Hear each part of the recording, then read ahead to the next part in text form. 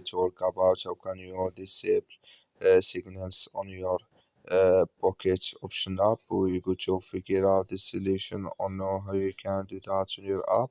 So you just follow these ways, then it's going to work with you. All you have to do, you just go here above your photo profile, click on it.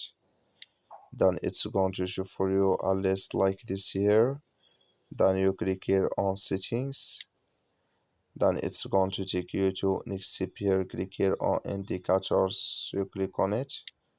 When you click on indicators, you go down, come here to signals. Click in this sign or this color.